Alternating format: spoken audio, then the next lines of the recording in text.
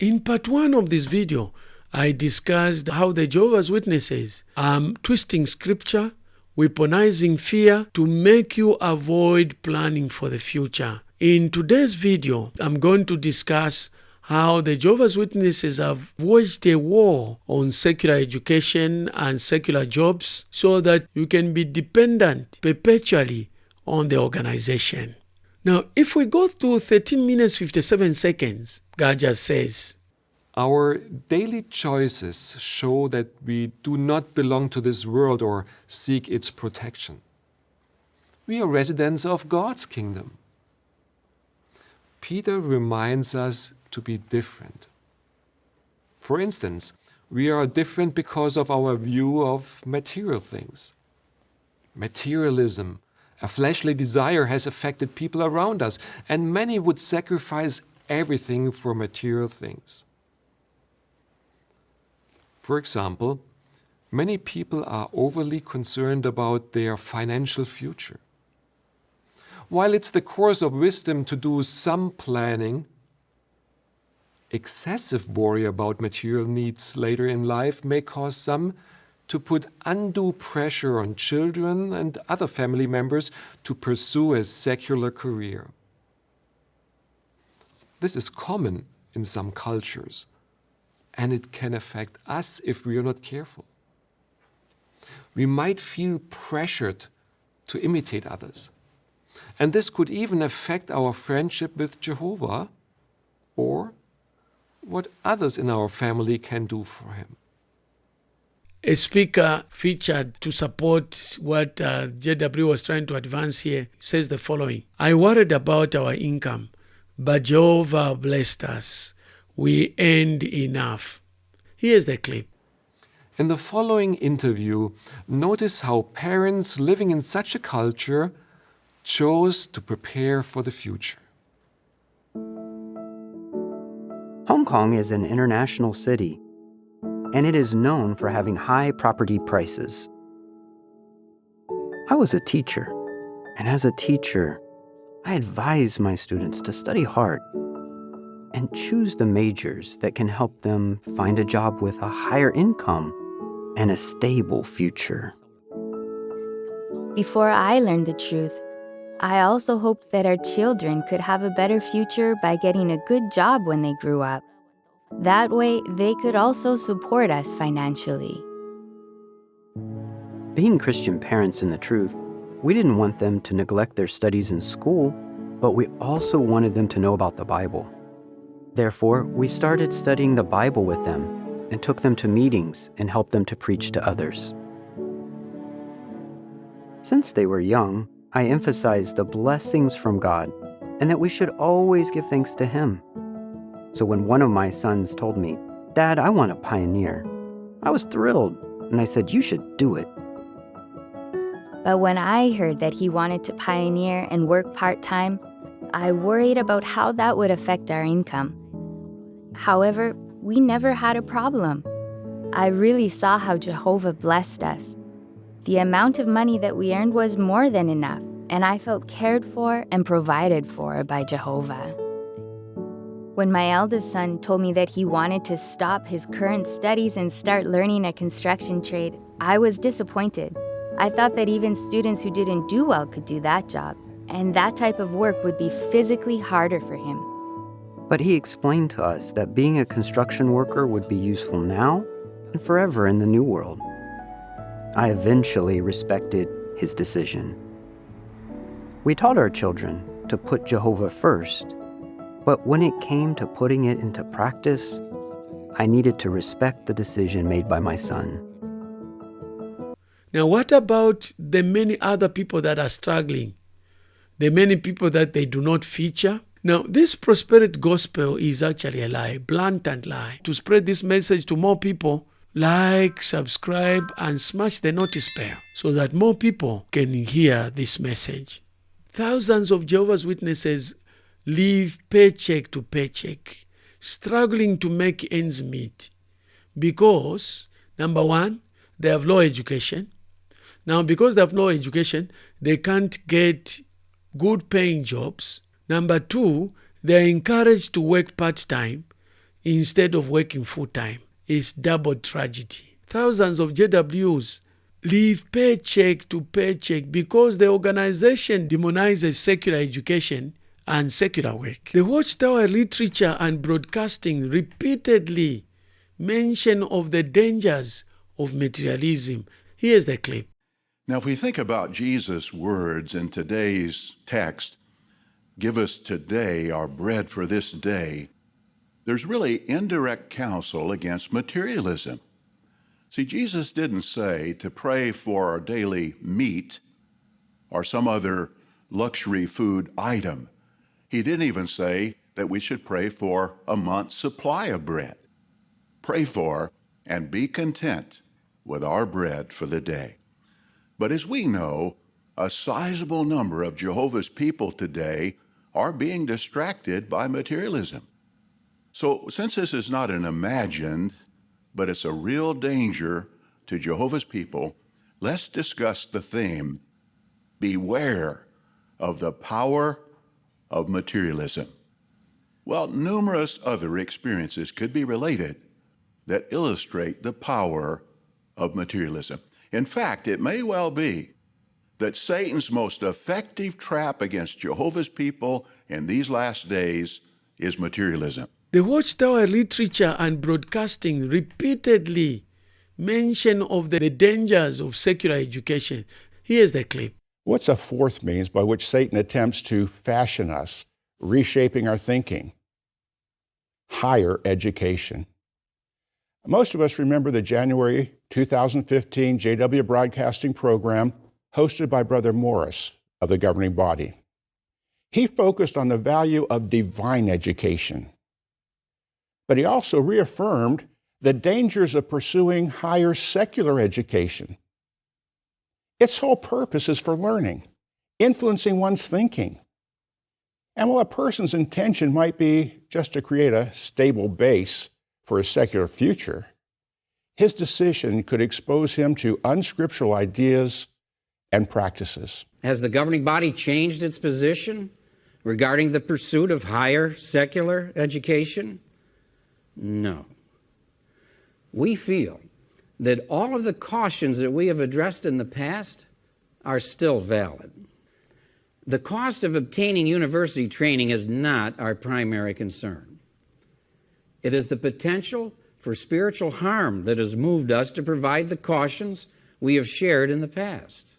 All too often, our young people have met with spiritual disaster, especially after leaving home and living on a university campus.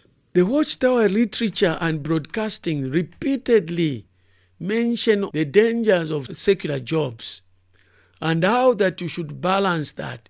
And when they're talking about balancing it, they are talking about you working part-time. Here's a clip from the March 2025 broadcasting done by Joe Dellinger. Many of us need to work to support ourselves, but finding the type of work that allows us to serve Jehovah whole-souled may be challenging. Let's see how Bible principles influence the career decisions of two young publishers. What helped you make a good decision? I spoke with my mom about what I should do. She helped me to think about some of the dangers I would be exposed to at university, things that could endanger me in a spiritual sense. After about 2 years, it became clear that I couldn't continue with such a busy routine. I needed to make a change. I decided to leave university halfway through my degree and look for part-time teaching work. During that time, I prayed so much, asking Jehovah to bless my decision. What benefits have come from your decisions? I'm my own boss. I work in a barber shop and also travel to people's homes and give them haircuts. I have the freedom to decide the days and hours that I work. Jehovah answered my prayers. I was able to find part-time work teaching at a school, which allows me to be in full-time service, along with my husband. Because of the flexibility I have with my work, I enjoy opportunities to participate in construction projects for the organization. And many of the broadcastings and the publications condemn materialism. And in fact, what they call materialism is not even materialism. It is just personal responsibility. It is about future planning. It's about enjoying God's blessings if you're a child of God. So they claim higher education is a snare, pushing members to abandon careers for unpaid ministry. But the Bible celebrates hard work. First, the Bible clearly states that a laborer is worthy of his wages. And it says, do not muzzle the oxen when it's treading the corn. And Jehovah's Witnesses have muzzled the people who are creating wealth, the people who are pushing this machinery, recruiting more and more free laborers. The members are thinking they are recruiting people to go to heaven, not knowing that they are actually recruiting people to join them in this scam of free labor. But the Bible celebrates work. A lot of heroes of faith, examples in the Bible, who lived godly lives, were themselves workers. How did Joseph manage to exemplify himself in work as a slave, not even as an employee, working full-time? And later on, he governed Egypt as prime minister. Genesis verse 39 to 40. Lydia traded in purple cloth, very expensive material. Acts 16 verse 14 to 15. And Paul made tents. Acts 18 verse 3. Diligence is godly, not worldly. Now, scripture commands self-reliance. And the book of Proverbs has a lot to say about this topic. It talks about not being sluggard. Wake up, you sluggard. The ant prepares food. Proverbs 6 verse 8. Paul urges believers to work with their hands so that you may lack nothing. 1 Thessalonians chapter 4 verse 11 to 12. The Watchtower ignores all this to keep its members dependent. So if you are poor, they will blame you for lack of faith, never their policies. One ex-JW said, my parents pioneered full-time. Now they are 70 with no savings. The congregation says, trust Jehovah. When they needed help, the elders offered nothing. The Watchtower exploits your labor, then abandons you. There are so many people who have posted comments on my videos, just how devastating and how their families have been destroyed because of these policies, Then we go to, so at the 3 minutes, there is a discussion about encouraging the couple. And one of the things that they are talking about is agreeing on taking care of the parents. For example, what if your viewpoints differ on how to care for aging parents?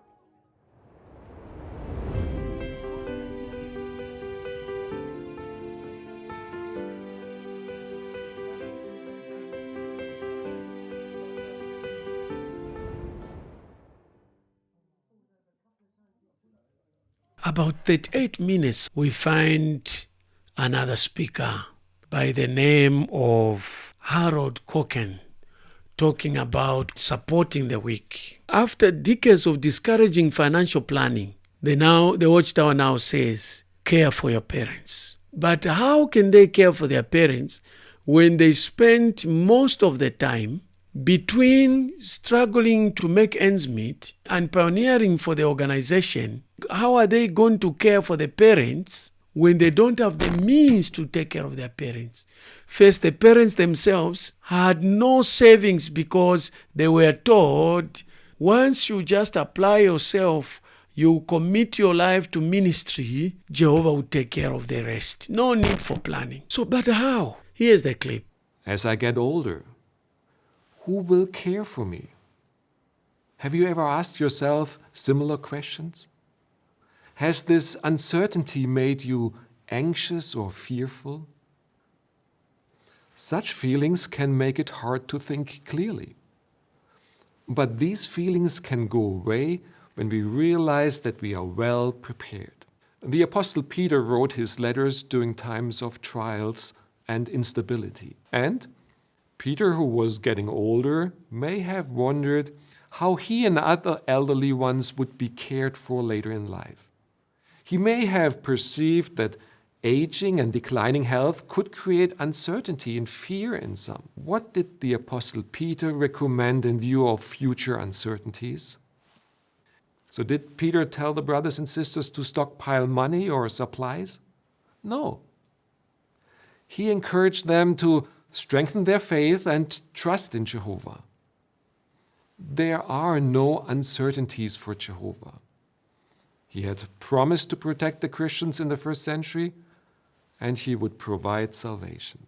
If members have no savings, the burden falls on families that are already struggling. Now, this is hypocrisy. The Bible commands honoring parents, Exodus 20 verse 12. But Jehovah's Witnesses sabotage your ability to honor your parents and take care of them. They do so by verifying financial prudence. When you go to 2 Thessalonians chapter 3 verse 10 and 1 Timothy chapter 5 verse 8, we find the following. Here, Paul says, anyone unwilling to work should not eat. 2 Thessalonians 3:10. Yet JWs pressure their members. They use pressure tactics, psychological manipulation to pressure members to work part-time, leaving them unprepared to care for their aging parents. 1 Timothy chapter 5 verse 8 says, anyone who does not provide for relatives has denied the faith. Violate this by discouraging career growth, then guilt-tripping families into caregiving they can't afford. What is the organizational accountability? Members are bearing the cost of everything. The Watchtower profits from free labor, but evades responsibility for poverty it creates. Now, this isn't love, it is exploitation. Now, I want to mention again, I have literally nothing against the rank and file of the Jehovah's Witnesses. Many of them and many of you genuinely think that you are serving God, without knowing that you have actually been recruited into an army of free laborers. It's actually slave labor that is offered voluntarily. It's not voluntary because years of indoctrination demands that you do it. So if you're Jehovah's Witness, ask yourself this question. Why does faith mean surrendering your future to the 11 men in New York? Jesus said, the truth will set you free. John 8:32. Not chain yourself to a publishing company. Your life has value beyond unpaid labor. The governing body lives in luxury while you scrap by. They profit from your sacrifice. Whilst they promise you paradise, they are living in paradise right now. You need to wake up. Faith deserves better than hypocrisy. Share this video. Break free from manipulation. Reclaim your future. You are worth more than a cult agenda. I hope this discussion is making sense. And if it is, just do me one favor. Like, subscribe, and hit the notice bell so that when I upload part 1 of this video, you receive a notification. If you have any question, you are seeking clarifications, you want to challenge what I've said in this video, kindly put your comments below. If you believe that somebody else will benefit from this video, share this video with them. You can share with as many people as you want. To watch part 1 of this video, click on this link. Now, to watch videos about Jehovah's Witnesses prohibiting or discouraging education, click on this link. To watch Jehovah's Witnesses teaching against materialism, secular jobs, and wealth creation, click on this link.